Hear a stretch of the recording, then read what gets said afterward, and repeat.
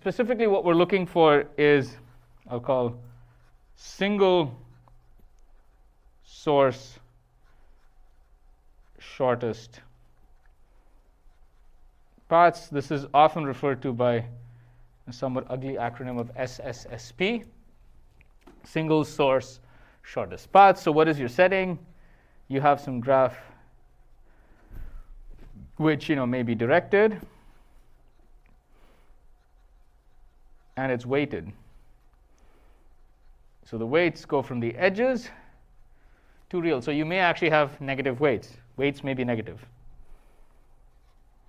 Weights can be negative, which leads to interesting complications, as we will see. And you're given a source vertex S. So here's your graph. There's S, and the problem is give shortest paths from S to all vertices. Now you might say in general, I'm only interested in one destination. Like maybe all you want is to get a path from S to T. This is your typical Google Maps routing question. On the other hand, what is curious is you can do various heuristics to kind of do it, but in the worst case algorithms, it seems like getting it to one is about as hard as getting it to everywhere. Because to get the shortest path from S to T, you have to get everything in between as well. And in the worst case, everything in between might actually just be all vertices, because you don't know which of these is going to get you the shortest path. So, and because in this case we're talking about classic sort of old school algorithms, we talk about algorithms like, let me just sort of say this. There it is. Okay. Okay. So give shortest path from S to all vertices. So let me use some notation here. Before I'm going to state a claim, and I'll leave this claim as an exercise. There exists a tree rooted at S, a tree rooted at S with all vertices V, meaning that there's a tree where S is the root and every vertex appears on the tree, such that shortest paths in the tree in T are shortest paths in G. And this T is called the shortest path tree.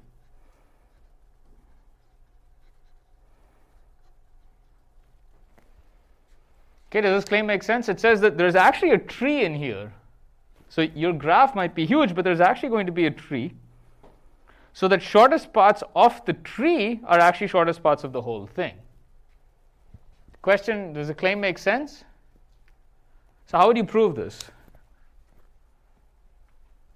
How do you prove the existence of a shortest path tree?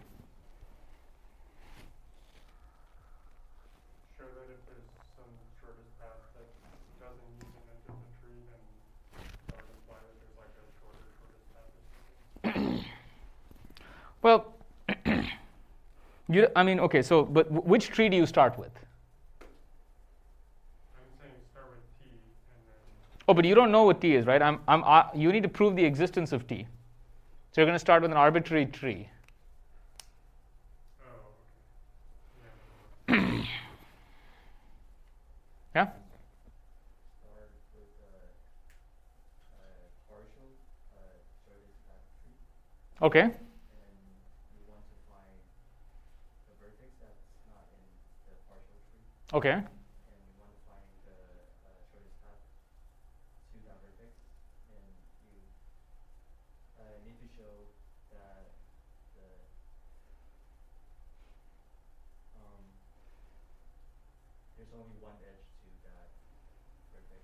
There could be multiple choices. but there's only one shortest.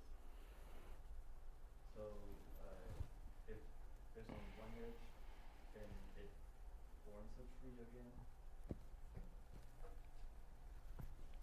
Almost. I mean, what the thing is, what you're saying can be made into a proof. You will eventually end up reproving Dijkstra, almost from scratch. And so you have to be a little careful. But you could try to pull that argument off. What is a tree? Like, what is the definition of a tree as a graph? Undirected, acyclic. It has no cycles. So what you could try to do is you could try to start with your graph. And as long as it has a cycle, try to remove an edge. So when you remove that edge, shortest paths still stay the same. Does that make sense? And you can kind of keep doing this until you end up with a tree. So every time you have a cycle, you can kind of try to remove an edge. So maybe I'll go through the argument, although I might not do it in full generality. But before we get there, there's something else that I want to do. But before I said this, actually a question is, do shortest paths always exist?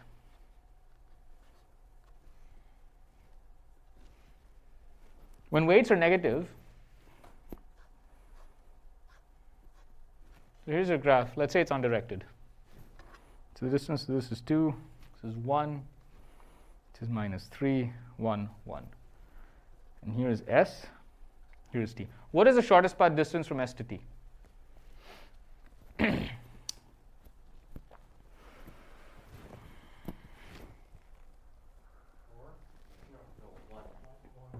One. It's negative, it's -3. I actually claim it doesn't exist. There is no shortest path distance. Or you can just keep going around. You can keep going around the cycle. And if you keep going around the cycle, every time you go through the cycle, what happens? Your distance drops by 1. Nowhere in this does it say the path has to be simple. It just says there's a path. Now, this is actually very important, because it turns out that if you could say, oh, I want the simple path that is of the shortest length. And that problem actually, as stated, with negative weights can be NP-hard. Like, we don't think they're efficient algorithms. So we need to be a little careful about this, because if this instead was not -3, but if it was -1, then you don't have a problem, because the cycle ends up having positive weight. Yeah? Could you go back and forth through the -1 edge? You go. Like once you cross it back again. Once you cross it, yeah, sure. Yeah, you're right. So if it's okay, so maybe you're right. So what I should have done is I should have directed it. You're right. So I would have, if I directed things, then I wouldn't have a problem. Because when you go back and forth, then that's a cycle, because it's undirected. So you're right, yeah. So, but even with this direction, note that the -3 replacing with -1 fixes that problem. Okay, so the point is, when there are negative weight cycles, shortest paths do not exist. Now you might think that in most applications of shortest paths, the weights are positive, like routing and maps, which is true, but there are many problems that can be cast as shortest paths, like you kind of convert it, and in that conversion often you'll get negative weights. And I'll show you an example of a problem of that kind. Yeah, go ahead. Could it be like there are some shortest paths, like maybe the negative cost cycle, just like you can't always use it because you go to like some part of the graph that you can't get back from? So You could, yeah. So you could have. Maybe like 4 vertices that have a negative infinity way to get to them, and then like all the other vertices actually do that. You could. That problem is actually not too hard to do because it's just connectivity then, right? So you could basically find a negative weight cycle, and you could say for any vertex that can get to it or from it, you can kind of map that out. So you can then use all the tools that we use with like strongly connected components and all the DFS type things to resolve that issue. So in general, we'll just take a much more, I'd say, a much more broader view of saying that when there are negative weight cycles, shortest paths do not exist between all pairs, which for us is enough to say, okay, we don't want to solve the shortest path problem there. So now the question becomes with all of this, like, how do we actually define a shortest path, right? Because we have this issue of simple paths versus non-simple paths. Okay, so we could just define. Let's just do a definition, right? So we can just define, just so that we have these things written down, like given a path P of edges, E1, E2 up to EK, where each EI plus 1 share an endpoint, the weight of P is simply the sum over all edges in the path of the weight of EI. And then we define the distance between, let's say, S and T, which I will just refer to as DST. This is the minimum weight path where P goes from S to T. Sorry, it's a bit ugly, but hopefully you get what I'm saying. So P goes from S, so you can say, I'm going to take S and T. I look at all possible paths that go, maybe even ones that take cycles or do whatever. And I'm looking at the minimum of all of those paths. Yeah? So I'm confused. I haven't seen weights, negative weights. Isn't that the cost? So how come it can be like negative cost? I mean, here, the distance could be negative, no? The distance can be negative. It's not, again, cost is because you're really thinking, we're so used to thinking of that in a very specific context. But the problem is well defined. So for example, an example I can give you, suppose this is a trading thing. You're trading goods from one to the other. And positive means that, you have to spend money. Negative means that you have to, maybe, you get money in return or something like that. You could think of positive and negative as being exchange rates. Right? So if you start from $1 and you convert it to £1, it actually reduces. So I'm going to represent that as a negative edge because I end up with less. And you can use this to construct, even in financial markets, when you're trying to relate goods, sometimes you can have negative. I see. So we could have a negative distance. You could have a negative distance. For example, the distance between this vertex and this vertex is -1. Right? So if you look at U and V over here, the distance by this definition is -1. Your problem is, what if this minimum does not exist? I see. Okay. And the minimum will not exist if there's a negative weight cycle.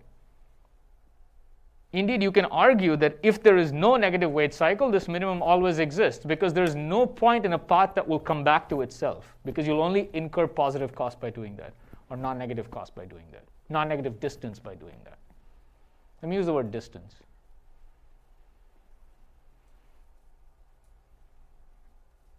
Does that answer your question? But this is, it's non-trivial, right? You have to actually think about these things. And now when you think about this, actually, this creates complications in algorithms. Yeah, go ahead. Again, if you're saying it doesn't have any negative, then the minimum would be the shortest path, no? This minimum is obtained by the shortest path. Right? Yeah. I'm just saying that you have to define what distance is. Because it's not that obvious when weights are negative. distances can be defined. They're defined by this definition. This definition does not say that P cannot intersect itself. But you'll see that if P intersected itself and there was a benefit, that is the minimum reduced, then it must mean that there's a negative weight cycle. And if there's a negative weight cycle, well, then you can make that go basically to minus infinity, in which case the minimum is not defined. Okay? The reason for this precision now is actually, unless this is precisely stated, your proofs are not going to go through. And even if you didn't have this in mind, your proofs have to incorporate this in some place. So,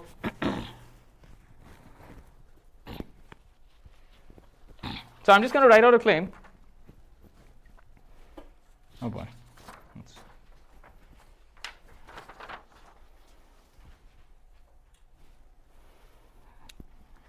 So let me write out a claim that if G has no negative weight cycles, then shortest path distances are defined, meaning that the minimum can be attained. The minimum can be attained. Moreover, all shortest paths are simple paths. Simple paths meaning non-intersecting.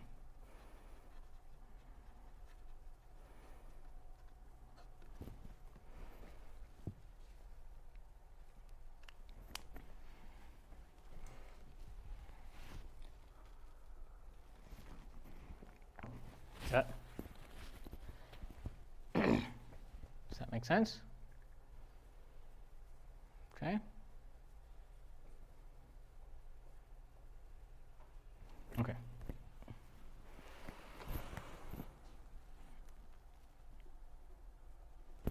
So now,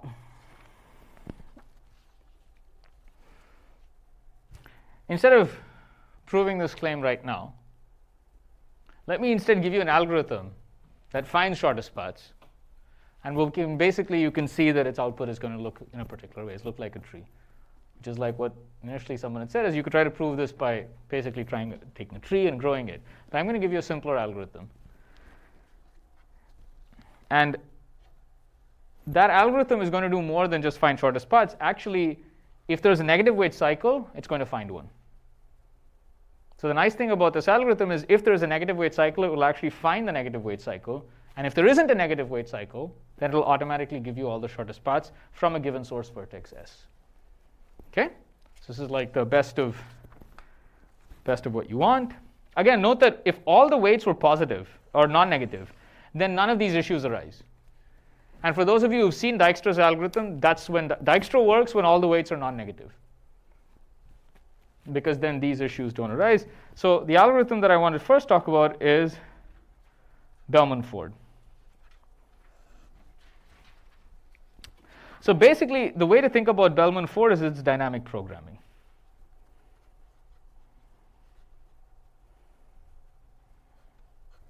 And once you write out the dynamic program, it's kind of fairly easy to write down as a procedure. So what is the idea of Bellman-Ford? So again, we'll think of it as, so the nice thing about shortest paths is that in some sense, they're fundamentally,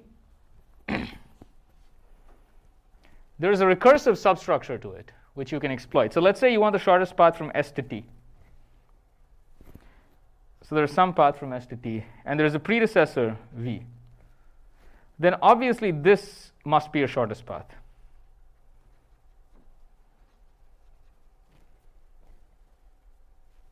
And it is just sort of obvious that that must be the shortest path. Okay. Now, what this means is, moreover, if this has k edges,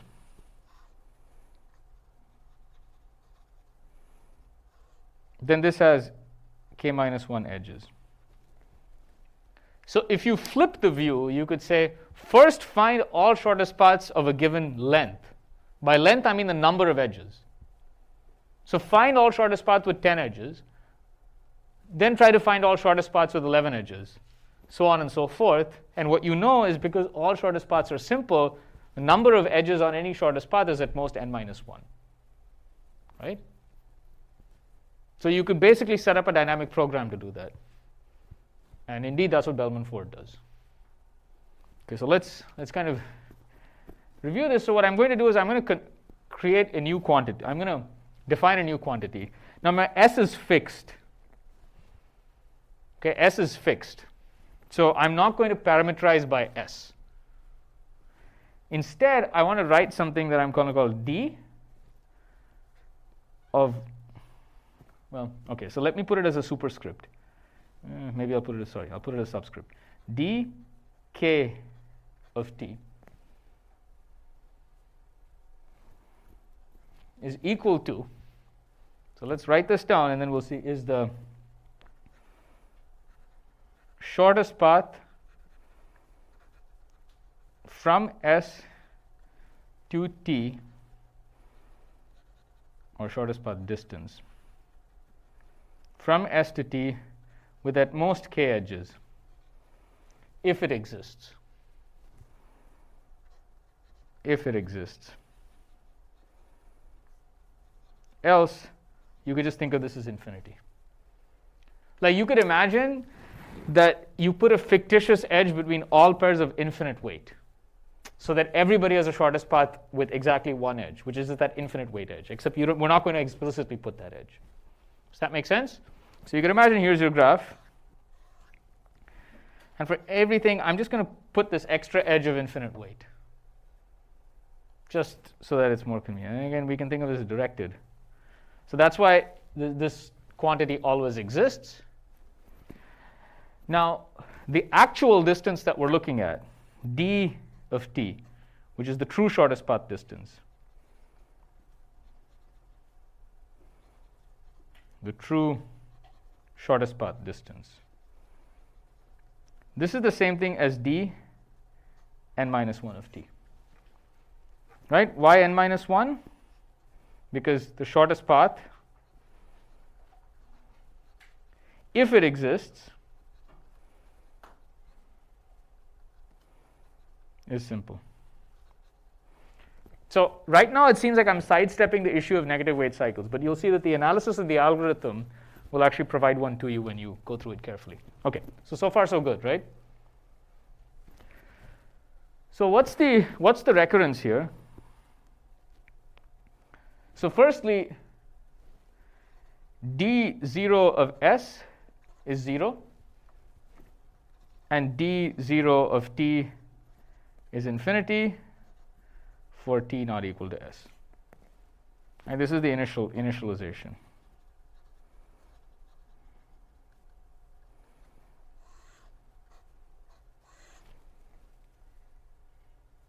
And then we can do the recurrence. What's the recurrence? It just says that dk of t is equal to what? So what is dk of t equal to?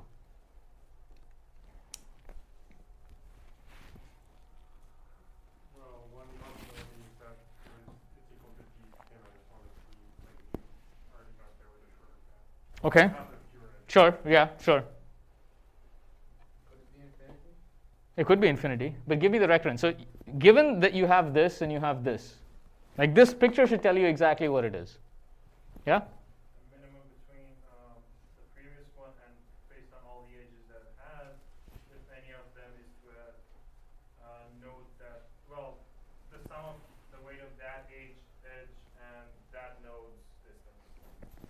So what you do is you look at t and you look at all the edges that are coming into t.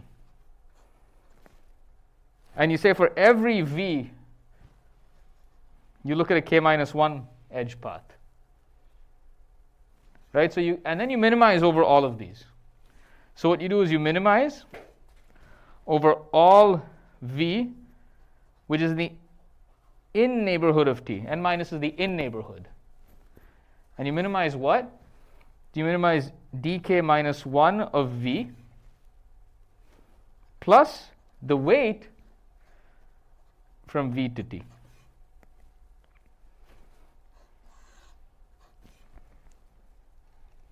Okay? Right, so this is Bellman. Basically, this is the Bellman-Ford algorithm. Although we will give an implementation that's a little more slick. You could take this and then you could build the dynamic programming table out of it.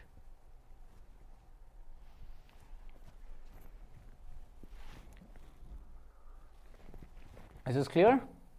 Yeah, go ahead. Aren't like all the vertices technically in the in neighborhood since there's the infinite edge? Yeah, you could just do it or the infinite. You'll see that the reason that I wrote it this way is that this is going to be more efficient, because if you did what you just described, then you would look at all the neighbors, and every iteration is going to cost you n times. But if you do it this way, it's only going to cost you the in degree times.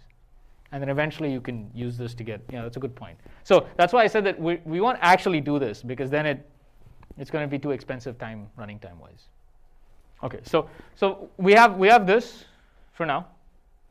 Now you could try to think of this as a dynamic program, and let's just write out the table. Although we don't need to, but I think it'll be a lot clearer when we do that. Okay, so what are the arguments? It's just k and t, right? So you can think of a 2D array of you have distance on one, and then you have the length of the path on the other. And then you kind of just fill it column by column. So let's just do that. Sorry. All right, there you go. Okay.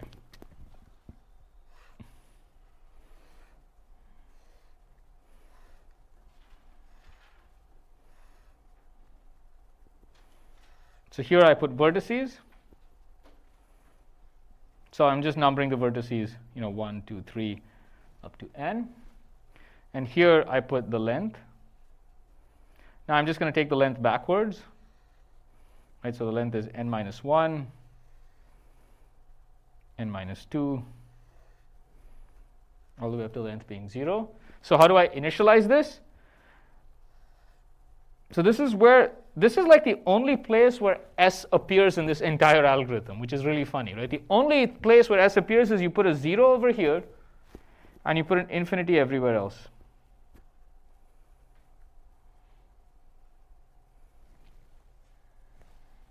Right? And then you can fill this table up column by column. Fill the table column by column. Right? Because if you remember the recurrence, to know the entry of any one column, you only have to minimize of the entries of the previous column, because you're looking at k minus 1. Yeah? I did not quite understand what's the implication of putting infinity for the of t. So if you don't, well, you have to put something there. So the point is, okay, so another way of thinking of it is, after one iteration, all the neighbors of S have a shortest path, whereas the others are still at infinite distance. So there is this propagation of that. The infinity is like tracking that propagation. So if you actually think about, after 3 steps, which are the entries with infinity, it's the ones who actually do not have a shortest path of length at most 3. Or do not even have a path of length 3, so forget shortest path. If you don't even have a path of length 3, then the distance is going to remain infinity. If you have a path of length 3, it might become small. Note that a longer path may have a shorter distance. I just want to be clear, like, suppose you had something like this, 50, 42, 1, 1, 1, 1. The shortest path distance is 4, but it's only going to appear in the 4th column. But as soon as you go to the 2nd column, you'll get a distance of 92.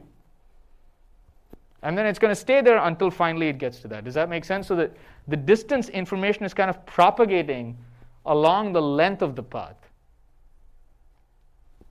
So I want to be very precise about this. Length is equal to the number of edges on the path. Distance is the actual weight of the path. Indeed, if all the weights were 1, this is just a complicated way of doing BFS. Could you just define what a cell ij represents? It represents exactly, it's KT. Think of it as KT. KT is the shortest path distance from S to T with at most K edges. So when you look at that cell, that's exactly what it is. So when it's infinite, what it means is, this is, okay, so let's be careful here. So for example, for this T, let's just look at this T. D2 of T, which is basically the KTth, the 2Tth entry here, is 92. D3 of T is also 92. D4 of T is equal to 4. And indeed, if this was all the graph was, then dn minus 1 t, which is equal to dt, is the same thing. Because assuming that there is nothing else in the graph. Okay, questions? Is this clear? So this is Bellman-Ford. And what Bellman-Ford does is it basically resolves this recurrence over here. It resolves this recurrence over here. It's not entirely obvious why they should find negative weight cycles, though, or even how you would find a negative weight cycle. Yeah? I just have a question for this. How Yeah. do you find the neighborhood? Like if you have a graph with an adjacency to it, and just like You have to look at the in go neighbors. the backward Yeah. thing first, like a pre-processing. So it's a good question. So the thing is, this, as described, doesn't give you the best implementation of Bellman-Ford. I will give you another implementation where you can just read off the adjacency list. Right? So this, as stated, seems like you need to know the in neighbors, which is not necessarily represented. So this gives you the idea. Because if I tell you what Bellman-Ford is, it's a little mysterious as to why it works. But with this, hopefully, it's obvious. Okay, so let me now tell you a different perspective on Bellman-Ford. Now, the reason, again, so I want to maybe pop back and say, why am I giving you this perspective? Well, you learn dynamic programming. And it's important to realize that most of these algorithms, even if they're not stated explicitly in that way, are usually using one of these ideas. Like, Dijkstra is greedy, basically, because Dijkstra is just like prim. And this is dynamic programming because it fundamentally uses this recurrence and is implicitly trying to build that table. Okay.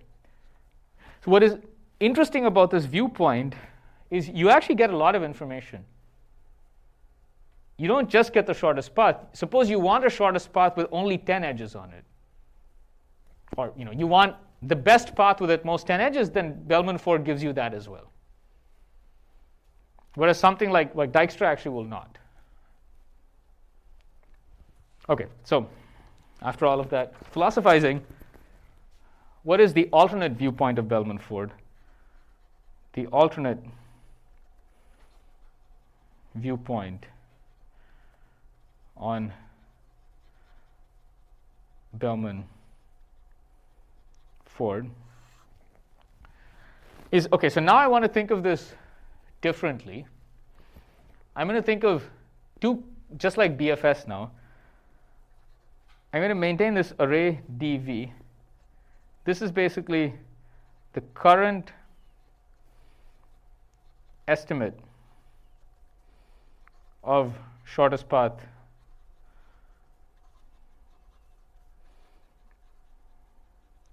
distances. You can think of dv as kind of looking like a column. So in one iteration, your first estimate is just 0 and infinity, and you'll keep improving that estimate. And predecessor of v is going to be a predecessor of a predecessor on a path from S to V. I will maintain these arrays. So now let me give you sort of the loop invariant. Thinking of it as a looping procedure, I'm going to describe an invariant that will always hold. Okay, so the invariant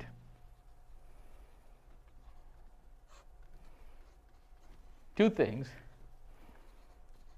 dv is never less than the true shortest path distance.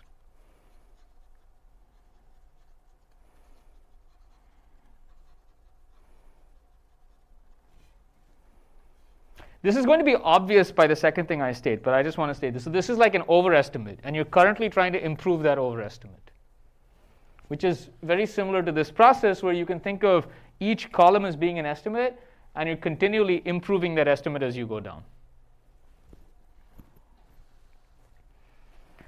Is V predecessor of V the predecessor of the predecessor of V, so on and so forth, all the way to S, is a path in reverse from S to V of weight dV. So if you remember, I do remember because I teach this stuff every year, but this looks a lot like what BFS is. This is like the Bfs invariant, right? Bfs will say at all points this is some path. This is usually, and you're trying to sort of reduce the, in this case it's always the shortest path. In Bfs this is always the shortest path. Here it's not a shortest path. This is the path of a particular length, but a longer path might give a shorter distance. Anyway, so these are the invariants that are maintained. So the idea is an alternate view of Bellman-Ford is we are going to do a sequence of operations where we always maintain these properties. We will keep doing them until at some point what happens is we can't improve this any longer. And the moment we can't improve this any longer, we know that we're done. Okay? All right.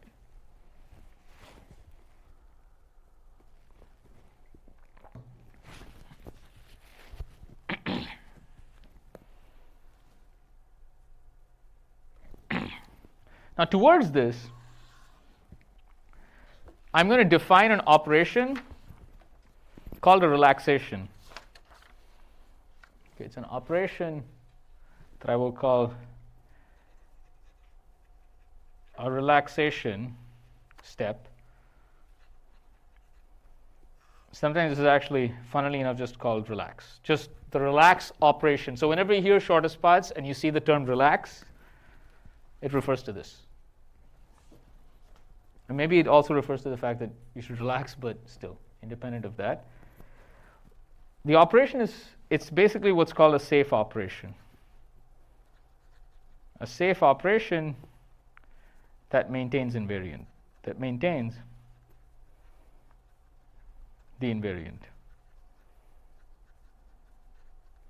Okay, so what is the operation? It's quite simple. So we'll say relax of uv is just going to do the following. If the distance to u plus, so this is the estimate for the distance, right? So if the distance to u plus the weight of uv is strictly less than d of v, then a d of v now becomes d of u plus the weight of uv,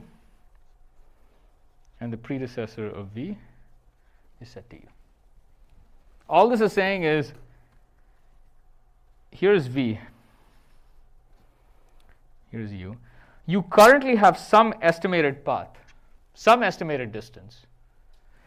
And what this is saying is actually if you went via u, you could reduce the distance.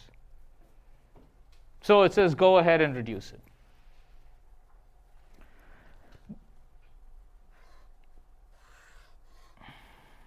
So this is the relax operation. And we will think let's say for the sake of maybe this lecture, the next lecture, think of any SSSP algorithm as a sequence of relax operations.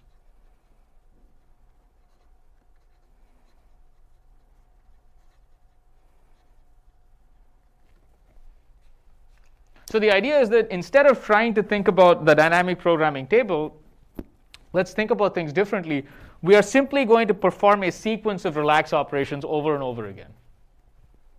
We are guaranteed that this maintains the invariant. And so the whole game now is to figure out what is the sequence to perform so that you get the right output.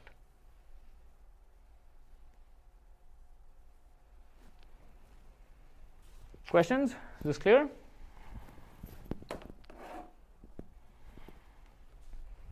do you know that it's always maintaining the invariant? Seems like in Dijkstra's algorithm, like the problem is that it might not actually maintain the invariant. I'm sorry, say that again? Oh, how do you know that relaxing will actually maintain the invariant? So this invariant, It seems like in Dijkstra's algorithm, the problem is that like if you have negative weight edges, it doesn't actually maintain. that's true. If it has negative weight edges, then the invariant breaks down. Well, no. So the invariant is always maintained. It's just that it doesn't converge. Oh. There's a convergence problem. Actually, the relax operation is always safe because if you can actually, good exercise. That's a good exercise. All right, very good. This is how I come up with problems, right? So claim, relax operation maintains the invariant. It's basically like sort of like a proof by, it's like induction, right? So assume the invariant is already currently true. Then obviously this is just giving you a new path. So the invariant is still true. The problem is, again, just to repeat, like it's an issue of conversion. So you need to now figure out what is a sequence of relax operations that is guaranteed to converge to the output. Right? That ends up being the problem. And so both Dijkstra and Bellman-Ford are different sequences of operations. Bellman-Ford does more operations, but is guaranteed to deal with negative weights. Dijkstra does fewer operations because it's more careful about doing things.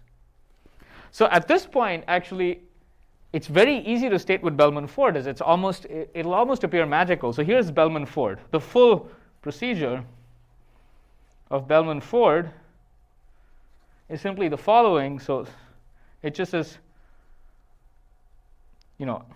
repeat n minus 1 times. For every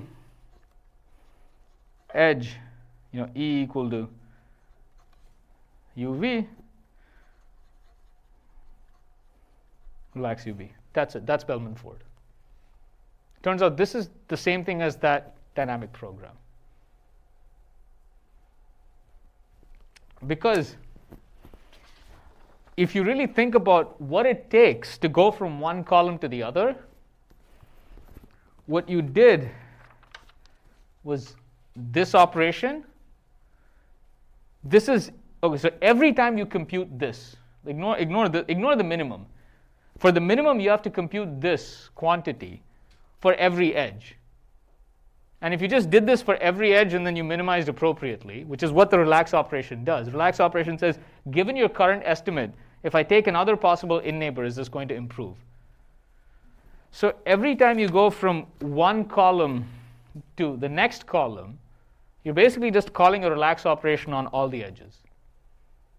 So if you do this n minus 1 times, you're going to end up with the output. Yeah? When you first start estimating, like the initial value for dv is infinite, right? Yes.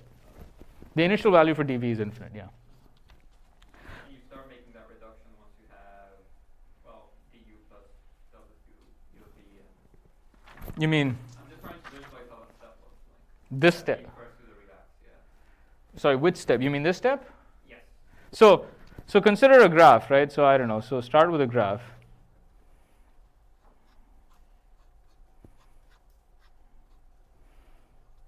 So initially what's going to happen is the distances to everybody is infinite. Then the distances to the neighbors after one iteration is going to become something non-infinite. Then the distances to everybody then the distances to everyone at length 2 is going to basically become non-infinite. Then distances to everybody at length 3. So it's essentially propagating. The columns here kind of correspond to the length distance, where the entries correspond to the true shortest path distance. Does that make sense now? Yeah. Yeah. Okay, so this is actually a good time to pause, because one of the things that, well, you stretch out, take a breather, talk, whatever. But one thing is we now want to understand how is this going to find negative weight cycles, because that is not obvious given the procedure.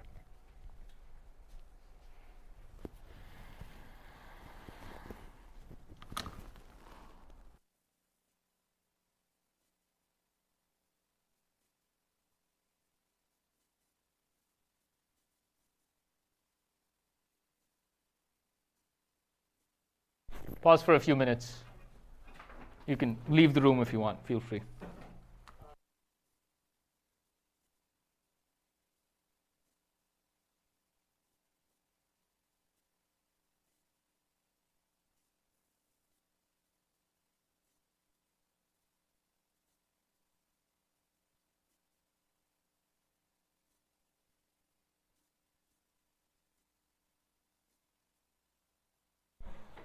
People who are remote, is everything clear?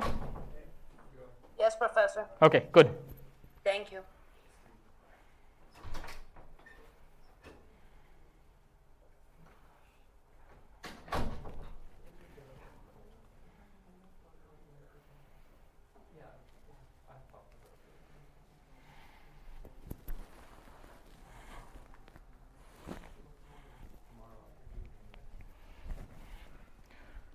Well, those of you who are remote, this is a good time to ask me questions if you have any, because we are taking a short break.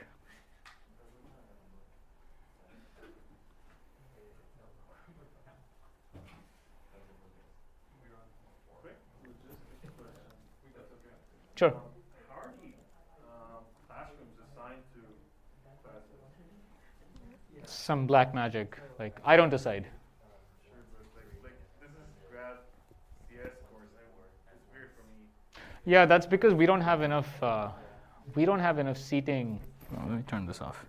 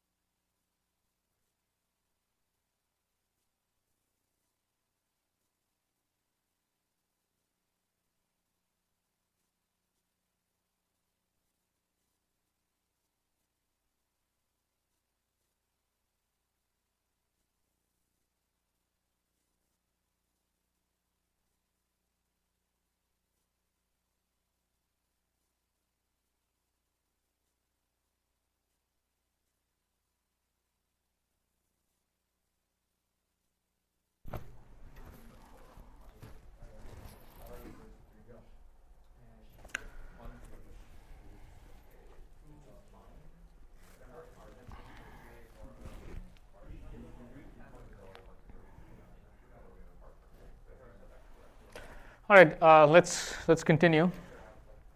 So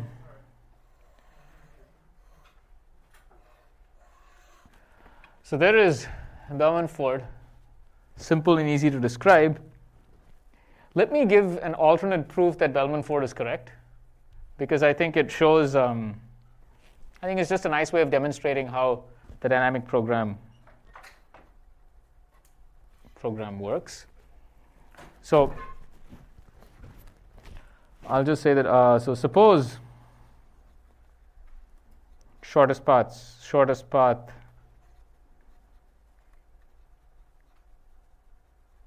distances exist, then Bellman-Ford gives the correct output. Okay, so the proof is, since shortest paths, I guess technically from S, exist, all these paths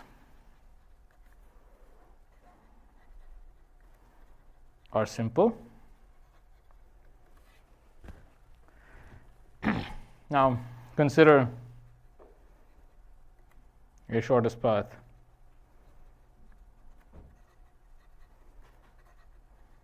from S to V. So let me just say that this is S, U1, U2 up to V, where of course I'm just going to refer to this as UK, and K is strictly less than N, right? Because there are at most N vertices on this path. So this is your shortest path. Now observe, okay, so I'm just going to draw this out. So here is S, and here is V. So U1, U2 up to UK, UK minus 1, and this is equal to UK. Observe that calling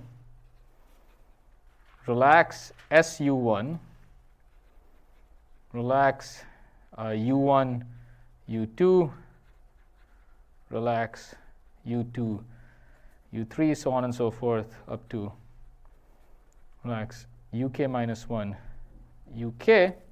If you call the relax operations in this order, calling relax operations in this order, then D of V will be the true shortest path distance.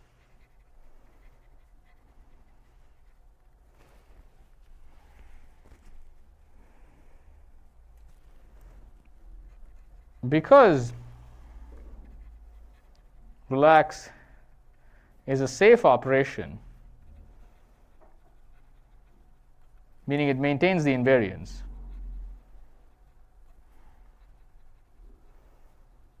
because it maintains the invariance,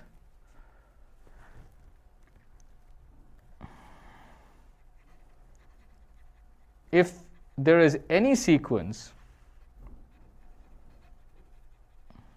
of relax operations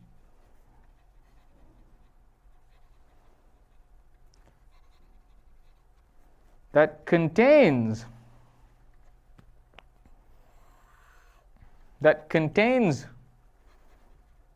the above, relax SU1 up to relax UK minus 1 UK. What I mean is, even if you did other relax operations in between, it's never going to hurt things. So if there's any sequence of relax operations that contain the above, then dV will be the true shortest path distance.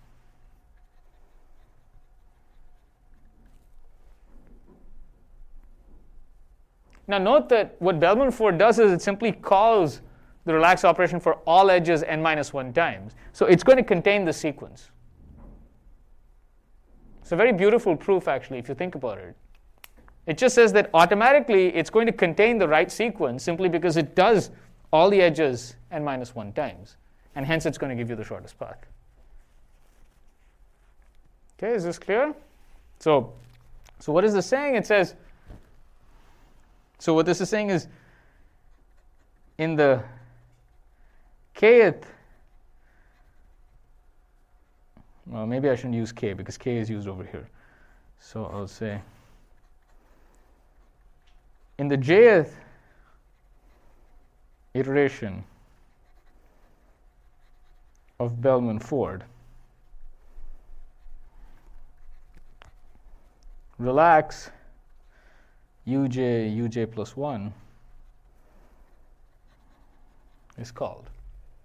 Because it calls it on all edges, so it definitely calls it on this specific edge. And so n minus 1 iterations, by the iteration I refer to this, step 1, right? I'm referring to this n minus 1 times step 1. So n minus 1 iterations has the above sequence of relax operations in order. All right, and that completes the proof. So all we need to do is we need to call these operations in that order. When I do it n minus 1 times, I'm done. Okay.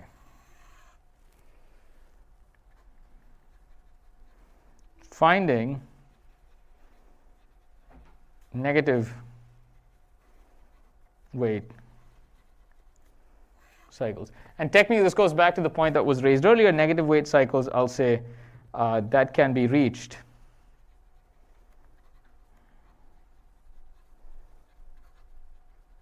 from S. Because if you can't reach a negative weight cycle from S, then actually it doesn't affect the shortest path distance. So how do you find a negative weight cycle using Bellman-Ford? Yeah? Okay, and then what will happen?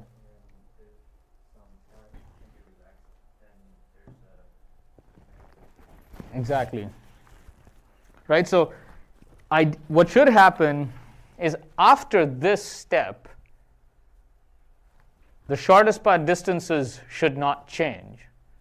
But if it changes, then you know that there has to be a negative weight cycle. Okay?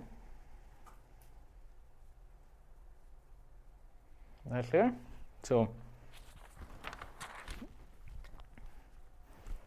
how do you find a negative weight cycle? You run n iterations. I should say not in step 1. If the last iteration reduces any distance, there is a negative weight cycle.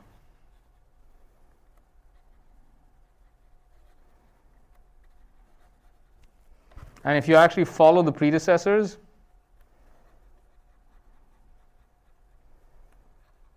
to find the cycle.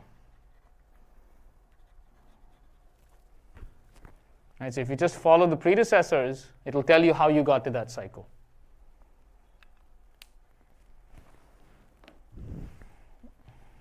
Okay, are there any questions about this? I'm happy to explain more if there, yeah. Is that also like if there is a negative weight cycle that's reachable from S? That's reachable from S. No, I mean, do you also get the reverse? Like we're saying, if the weight goes down in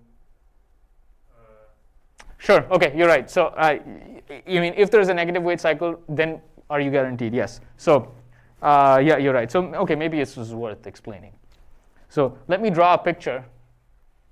And then, so what happens is, suppose there exists a following path. So here's some negative weight cycle. So this is negative. And here's S. If there's any such path, and you call the relax operations in that order, then you're guaranteed to get a reduction. So you need to produce something of that length that has n edges.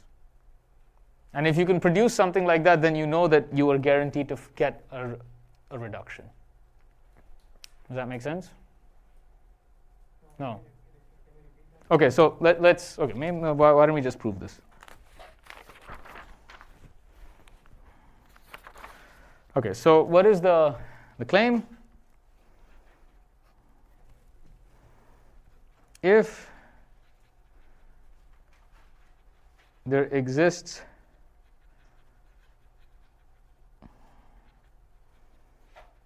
a negative weight cycle, then the last iteration of Bellman-Ford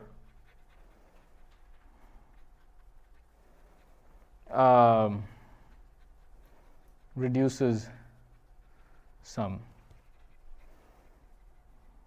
distance.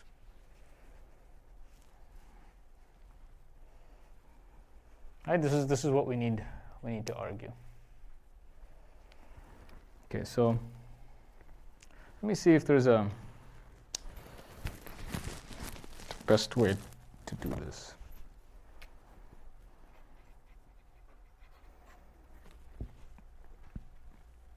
Okay, so suppose C is a negative weight cycle reachable from S. I should say reachable from S.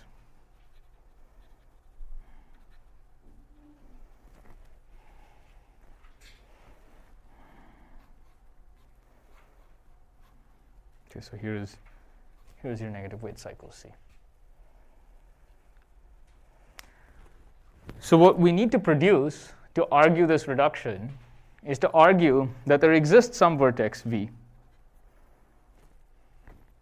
such that we can find a path that goes to the cycle and goes to V. And this path over here should have n edges in it, because then we can do the sequence of n relaxations. Could you repeat that? So, okay, why are we going to get a reduction in the how do we get a reduction in the last step? We will get a reduction because, as we argued in this previous proof, any path of length n gets considered by doing n iterations of Bellman-Ford. So as long as we show that there is a path of length n that's better than a path of length at most n minus 1, then we will show that Bellman-Ford does an improvement. And what we previously argued before is that if there are no negative weight cycles, there's no way of improving by going to length n over length n minus 1. Because that means you self-intersect, and self-intersection doesn't buy you anything. Right? So you have to sort of turn that argument over.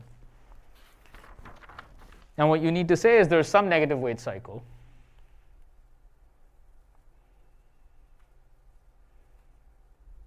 So what one can do is, instead of considering this V somewhere out there, consider some V on the cycle itself. So what do I mean? So I'm just going to write something, and then we'll make it more formal, right? So let's say C has length K. Let's give it a length. Length K. Okay, and then there is some path from S to C. And that's of length Let me call it L. By length, I mean this is the number of edges, right? So let me look at going L steps here, taking all of this back here with K. And I can just keep going until I reach N. And that gives me that long path with the improvement. Does that make sense? So I'll write this down. Because essentially what happens as you keep doing more and more iterations of Bellman-Ford, you will keep reducing the distances on this cycle. And that's why you're guaranteed that when there is a negative weight cycle, the Bellman-Ford iterations will keep reducing the costs on the distances on that. Yeah, question? What if like you can go like you do your like L and then you do your K and then you go around until you get to N? And what if there's actually like a shorter path that doesn't use the cycle from S to that? So okay, so I think one has to. Okay, so let me be a little careful here.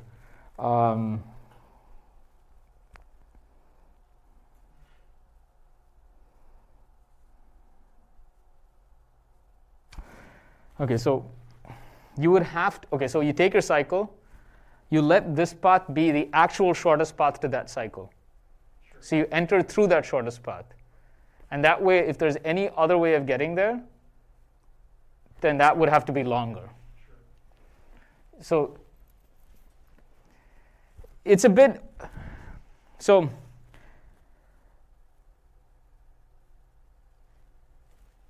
one thing that you can argue without too much difficulty through this is if you did 2n iterations of Bellman-Ford, you're guaranteed to have reductions. To get it exactly in the nth iteration, one has to be a little careful with the proof. So let me be a little sloppy with the proof, but it'll be a lot easier to show. Yeah? Sure. Maybe it's not exactly in iteration because you can have multiple relaxations in one iteration. So if you're not jumping from then one in each iteration, you can have 1, 2, 3. If there's another relaxation in the same iteration before you're relaxing one edge. Maybe I'm not understanding your question. You see, the point is, it is possible that Bellman-Ford actually detects the cycle before the n iterations end. Yeah. But there's no way of knowing that because maybe it's a legitimate path. I mean, it's not always in the n iteration or path of length n in the n iteration. So you can have you can reach the shortest path of length 5 in the second iteration. If you have No, because you're saying because you happen to relax on all edges. yeah. You may be able to do that, but it's very hard to track that in the proof. There's no guarantee that that will happen. But you can always have, you can assume it's n larger or equal to n always in the n iteration. Sorry, maybe I don't follow your question exactly. So are you saying that Bellman-Ford might find the negative weight cycle before n iterations? Yeah, so the relaxation happening in the n iteration can be of length k. Yeah, it could be even less. That's true. Can be greater than n, but it cannot. I don't think that, the thing is, yes, it is possible because maybe it so happens that all of these relaxations happen in the first iteration because you magically chose things in that order, right? So that could happen that like in one iteration, Bellman-Ford gives you the correct shortest path. But there's no guarantee of this happening for all vertices simultaneously. So you cannot assume you want to check the path of length n in a n iteration. It can be something greater No, the other way around, right? So you're guaranteed that every path of length n has been considered by the nth iteration. It is guaranteed to be considered because of this argument here. Because you know that in your first block of relax operation, the first one was done. In the second block, the second one was done. Right? So it's the other way around. So you're guaranteed that it might happen even earlier. It might happen earlier. But if it does happen earlier, then you won't see the reduction on iteration. You won't. So that's why you won't see the reduction. So you have to show the reduction in iteration n, you have to produce something whose length is exactly n. Only then can you make this argument formal. An easier argument is to show the following. I think the point is that even if something actually does have length exactly n, depending on the order in which you do the relaxations, the reduction from the negative weight cycle might actually happen in an earlier iteration. That is true. That is true. Doesn't the negative weight cycle reduce your weight on every next iteration? So one has to be a little. Necessarily, because you have to go all the way around the cycle to actually, like it might be that like you have to take a really expensive edge on a certain iteration, and then like the rest of it. But what you're guaranteed is because there are things on the cycle, there's someone who will always reduce. Because you can think of like when you take length n, you take L, and you keep going until you hit length n. So I think I have to be a little careful, but I think you can argue that someone will always actually improve on that iteration. But let me give an easier proof that Bellman-Ford will give an iteration eventually, right? So suppose there's a negative weight cycle reachable from S with a path of length L, and suppose C has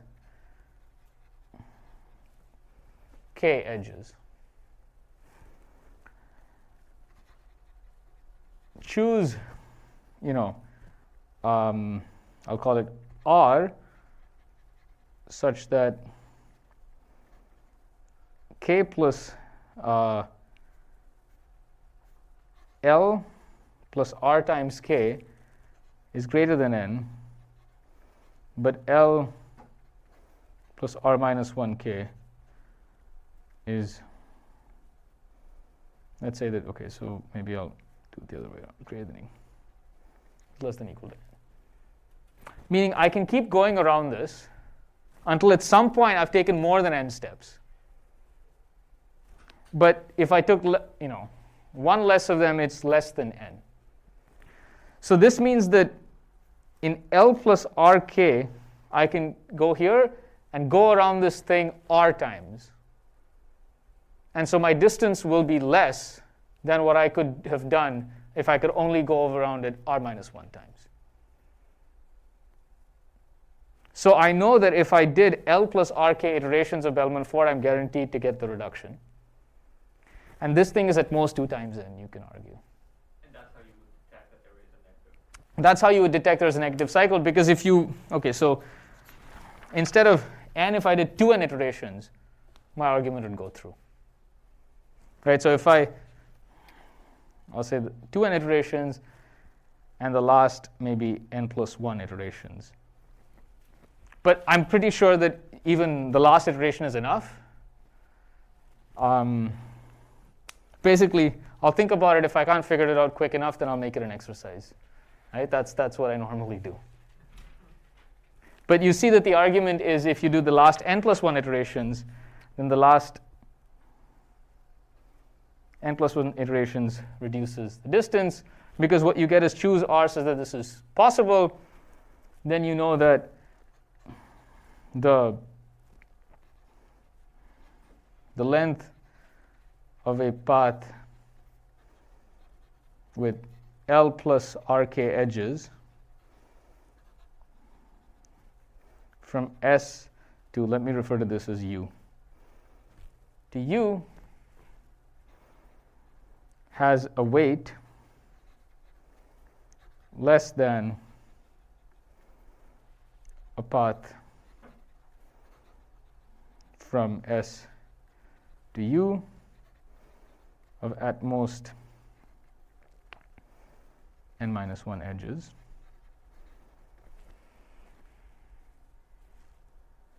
And now what you can argue with this is that, so then let me just do this carefully. L plus Rk is greater than or equal to n. L plus Rk minus R is at most n. So what you can say is that R is at most n minus L divided by k minus 1. So clearly you can show that L plus Rk, is at most L plus n minus L divided by k minus 1 times k. So essentially, what you want to argue is that this quantity is going to be at most 2 times n, which is the total number of iterations you need to perform. So am I making sense here? So maybe I'll just do this arithmetic here. Plus k.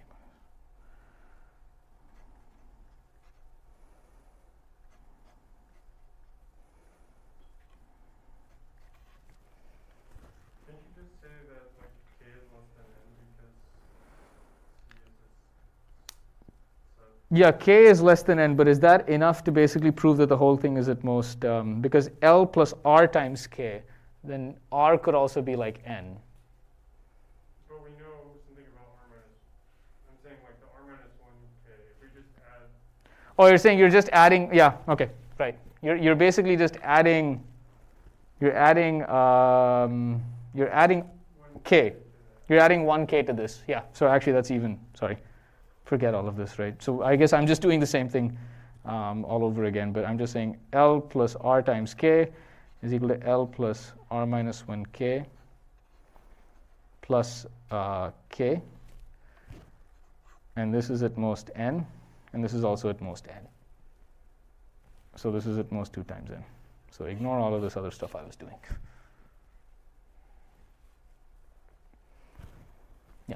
Right? Because L plus R minus 1k is at most n, but L plus Rk is greater than or equal to n, and so I get this.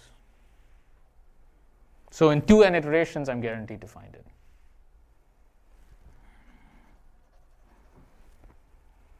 Okay?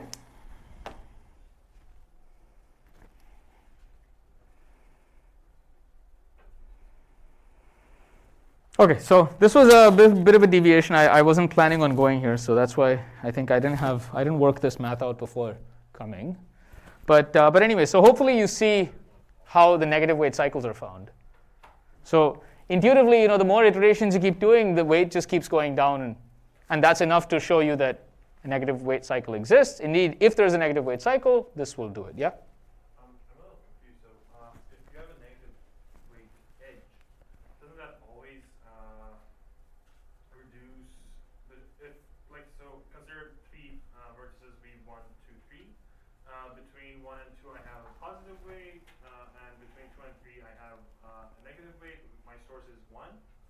So after 1 iteration, I know the shortest path to V2, and then after that, any iteration, my shortest path from So wait, so be careful, is this directed or undirected? Does it matter? Yes, it does, because if it's undirected, then this is going to be an issue. So for example, if it's undirected and you have something like this, this is -1, then what you can do is you can keep going back and forth. Sure, then it's directed. But if it's directed, then I only have like the 3 edges, not the 2, not the one on the bottom right, but like okay, say that very single this one, weight edge okay. would always decrease the shortest path from my source to the. No, not necessarily. So what? So let's say this was, I don't know. Let's just say this was the graph, right? So this is S, this is V. I'll call this U, and this is 2.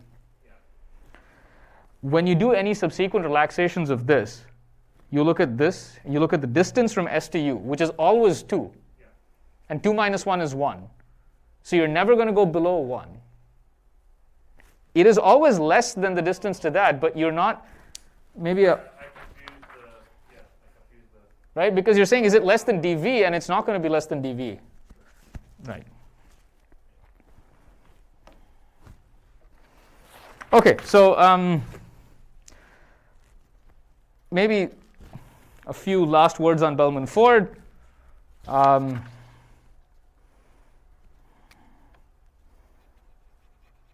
Bellman-Ford runs in O of mn time. I guess technically it's theta of mn because you're actually doing that much work. Right? So it's actually not the most efficient algorithm. This is quadratic or worse.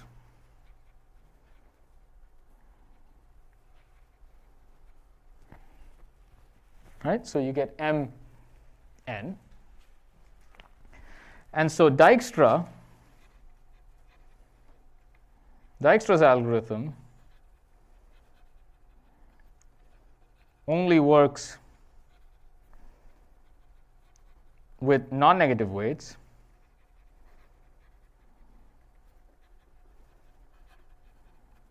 Right? But runs in, okay, depends on which heap you use, but essentially you can get it to run in O of m log n plus n log n. So that's the main gap between Bellman-Ford and Dijkstra. Bellman-Ford is simpler, it works with negative weights, but its running time is worse. Dijkstra is, I mean, it's not very complicated, but it's somewhat more complicated. But it only works with non-negative weights, but it's a huge improvement. So most of what you see in like maps and things like that are, it's not directly Dijkstra, but it's some variant usually of Dijkstra. I mean, something built on that. So we have 3 minutes left, and I don't want to sort of launch into Dijkstra's algorithm with 3 minutes left. So the plan is I can talk a little bit about Dijkstra in the next lecture. What I actually had planned for the next lecture was to do all pair shortest paths. So because that's like a different class of algorithms. You could do it by just running shortest paths from all sources, which means you'll multiply all of these things by an extra n.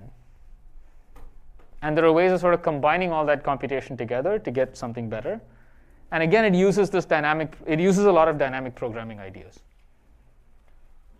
So, so maybe we'll do one more lecture of shortest paths, maybe two, depending on how things go. And then after that, maybe we'll change topics and do some divide and conquer. Okay? All right. So let's end the lecture here, and then I'll answer any questions that you have.